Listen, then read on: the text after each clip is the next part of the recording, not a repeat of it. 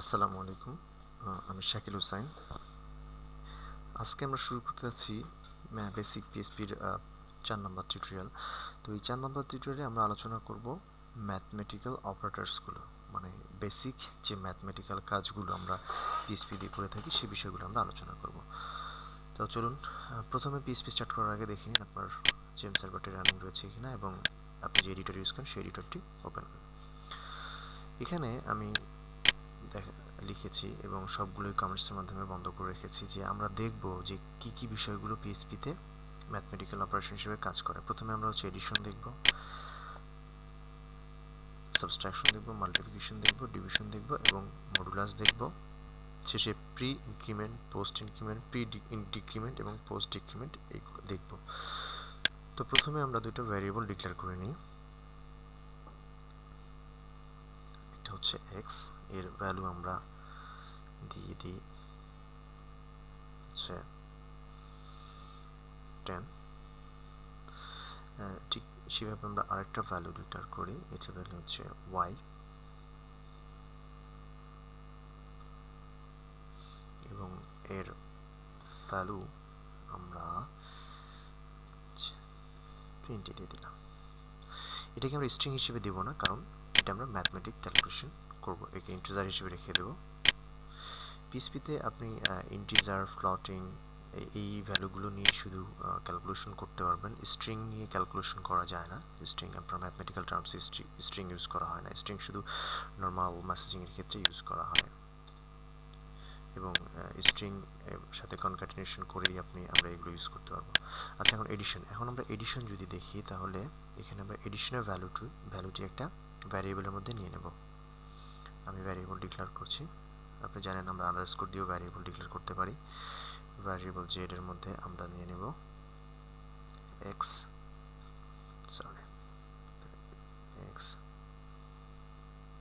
Plus variable Y এবং close. আমরা inline commerce দিয়ে এই লাইনটাকে ব্লক করে রেখেছি, সো এরপরে আর এক্সিকিউট হবে না এবং এগুলোও আপাতত ব্লক করা রয়েছে। তো চলুন দেখি, আমরা যদি এটাকে এইভাবে পিএইচপিতে ডিক্লেয়ার করি তাহলে আমরা ব্রাউজারে কি দেখতে পাবো। প্রথমে আমরা ব্রাউজারে কিছুই দেখতে পাবো না। দেখুন,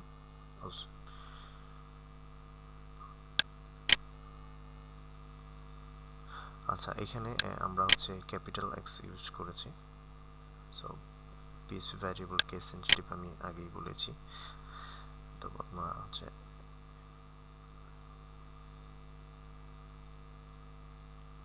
ওকে, এখন আমরা ইউরটা পাবো না। ওকে, এখন ব্ল্যাঙ্ক পাচ্ছি, কারণ আমরা এটা দেখার জন্য ফ্রন্ট এন্ডে ভিউ করার জন্য কোনো ফাংশন ইউজ করিনি। চলুন আমরা এখন একটা ফাংশন ইউজ করি। একো দিয়ে আমরা ভ্যারিয়েবলটার নাম ডিক্লেয়ার করে দেব, জাস্ট আন্ডারস্কোর জেড এবং এটাকে আমরা ক্লোজ করে দেব, সেভ দিয়ে দিব।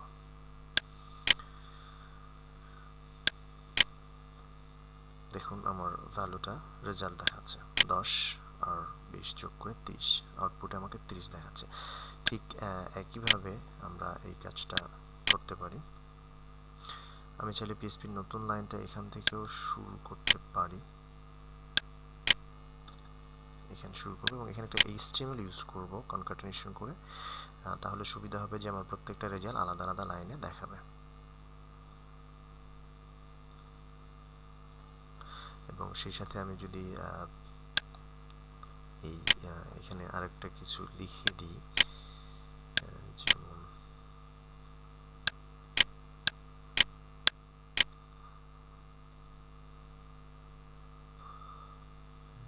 এখানে আরেকটা আমরা কনক্যাটিনেশন ইউজ করতে পারি এইভাবে,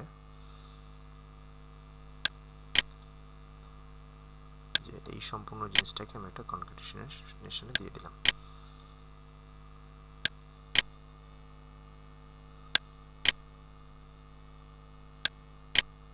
বা এভাবে লিখতে পারি যে 10 plus 20 equal to equal to যে রেজাল্টটা আসবে আমার সেটার রেজাল্ট। এখন আউটপুটে চলুন দেখে আসি। দেখুন 10 + 20 = 30 আমার আউটপুটের রেজাল্টটি শো করছে। তো একইভাবে আমরা এই লাইনটা কপি করে এখন ইউজ করি।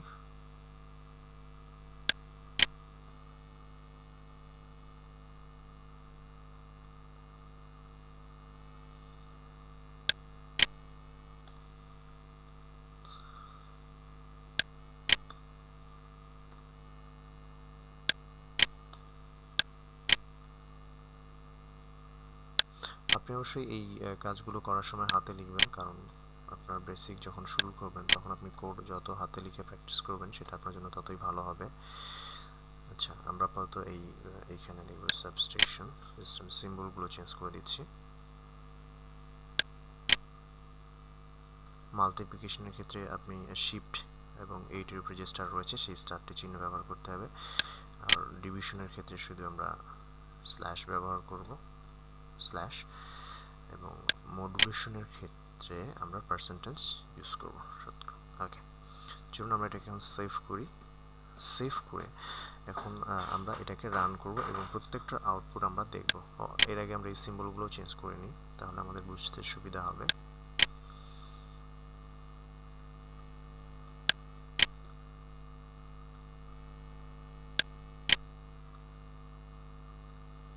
ওকে, আমি এটাকে সেভ করে দিলাম। এখন দেখি, রিলোড দিই। দেখুন আমার রেজাল্টটা ঠিক রয়েছে কিনা। এটা থেকে যেগুলো -10, এটাকে গুণ করলে 200 এবং এটাকে ভাগ করলে 0.5% করলে যে 10% আমরা 10 পাচ্ছি। এই ক্যালকুলেশনগুলো আমরা ম্যাথমেটিক্যালি করে ফেলেছি এবং বিআর দেওয়ার কারণে প্রত্যেকটা লাইন আছে। এখন আমরা দেখব প্রি ইনক্রিমেন্ট, মানে একটা ভ্যালু কিভাবে আমরা প্রি ইনক্রিমেন্ট করতে পারি। যেমন এক্স এর যে ভ্যালুটি রয়েছে, এক্স আমরা এর আগে এখানে দুটো ভ্যারিয়েবল ডিক্লেয়ার করেছি, একটি হচ্ছে এক্স, একটি হচ্ছে ওয়াই। এখন আমরা এক্স এর প্রি ইনক্রিমেন্ট করব, মানে এক্স এর সামনে যদি আমি ডাবল প্লাস দিই এবং স্ল্যাশ দিই, স্ল্যাশ এক্স দিয়ে এটাকে ক্লোন করি এবং আমি চাইলে এটাকে ইকো করতে পারি। ইকো করে আমি যদি এটাকে সেভ করি তাহলে দেখুন আমার প্রি ইনক্রিমেন্টের রেজাল্ট শো করবে।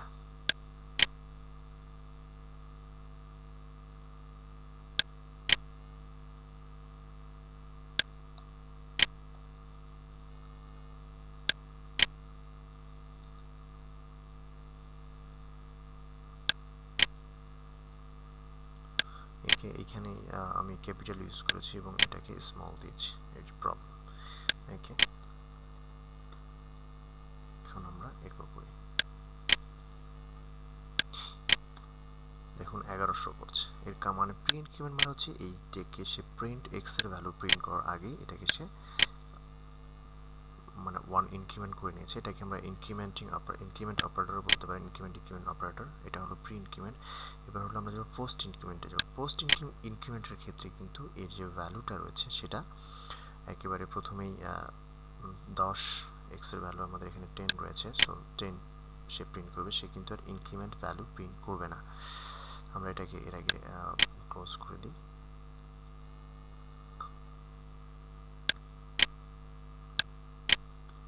দেখুন এক্স এর ভ্যালু কিন্তু সে 10 করেছে, তার মানে সে এই পরে এটা এই ভ্যালুটাকে সে ইনক্রিমেন্ট করেছে। এখন আমি যদি আবার ইকো করি, আপনাকে দেখাই, আমি যদি আবার ইকো করি এক্স এর ভ্যালুটাকে, তাহলে সে আমাকে পোস্ট ইনক্রিমেন্ট সে আমাকে দেখাবে 11। দেখুন 11ই কিন্তু সে শো করছে। ও, দুটো এক লাইনে হয়ে গেছে। এটা কনক্যাটনেশন, সরি এর আগের লাইনে আমি এখানে একটা কনক্যাটনেশন দিয়ে দিই। অবশ্যই ডট দিয়ে আমাকে কনক্যাটনেশন দিতে হবে এবং একটা ব্রেক। ওকে, এখন চলুন দেখে আসি।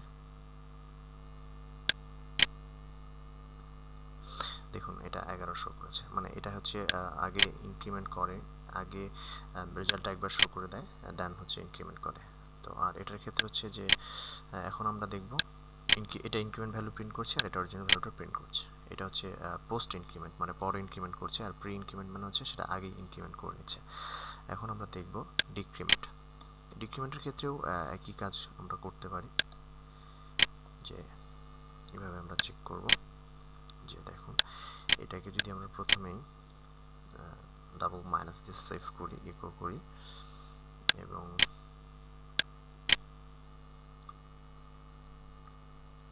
কপি করে আমি নতুন একটা লাইন শুরু করব এবং এখানে শুধু আমি এক্স এর ভ্যালুটা প্রিন্ট করব।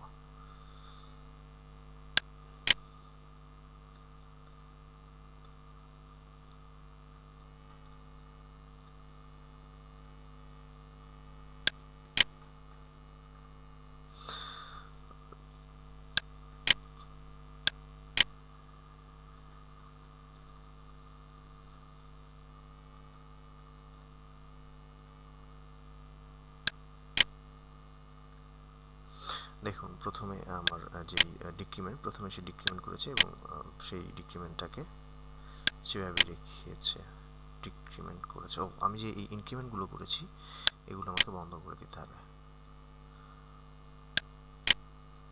তাহলে কারণ এর আগে এখানে যদি আমি ইনক্রিমেন্ট ইউজ করি তাহলে এক্স এর ভ্যালু কিন্তু চেঞ্জ হয়ে 11 হয়ে যাচ্ছে এবং পরে আবার যখন এখানে আমি ডিক্রিমেন্ট করতেছি তখন এটার ভ্যালু 10 হয়ে যাচ্ছে, এই জন্য আমাকে এটা বন্ধ করে দিতে হবে। ওকে, দেখুন এক্স এর ভ্যালু হচ্ছে এখন 9, কারণ এটা পোস্ট মানে প্রি ডিক্রিমেন্ট, এটা আগেই ডিক্রিমেন্ট করেছে এবং এক্স এর ভ্যালু সেট করে দিয়েছে। সো আমি যদি পরে আর কোনো ভ্যালু পাচ্ছি না এটা। এখন আমরা দেখব হচ্ছে পোস্ট ডিক্রিমেন্ট।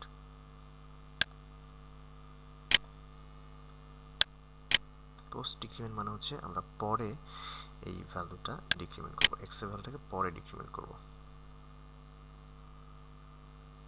এবং সেক্ষেত্রে আমি প্রথমে এক্স এর যে মান, মানে আমি এক্স এর 10 ভ্যালু অ্যাসাইন করেছি, এখানে আমি 10 পাবো এবং এর পরের লাইনে যদি আমি এটাকে প্রিন্ট করি তাহলে আমি এটাকে 9 পাবো। চলো দেখি, দেখুন প্রথমে আমি 10 পেয়েছি এবং পরে 9 পেয়েছি, মানে এই প্রথম ভ্যালুটাকে সে ডিক্রিমেন্ট করেনি, ডিক্রিমেন্ট করার পরে সে মানে প্রথম ভ্যালুটাকে সে ডিক্রিমেন্ট না করে প্রথম ভ্যালুটাকে ইকো করেছে এবং পরে এই ডিক্রিমেন্ট ভ্যালুটাকে আবার এক্স এর মধ্যে স্টোর করে রেখেছে। সো ফলে আমি যখন এখানে এক্সটাকে ইকো করছি ডিক্রিমেন্ট ভ্যালুটা পাচ্ছি। তো এই মোটামুটি বেসিক পিএইচপির ম্যাথমেটিক্যাল অপারেশন। আজকের টিউটোরিয়াল এখানেই শেষ। আপনি এর নেক্সট আপডেট পেতে অবশ্যই সাবস্ক্রাইব করবেন।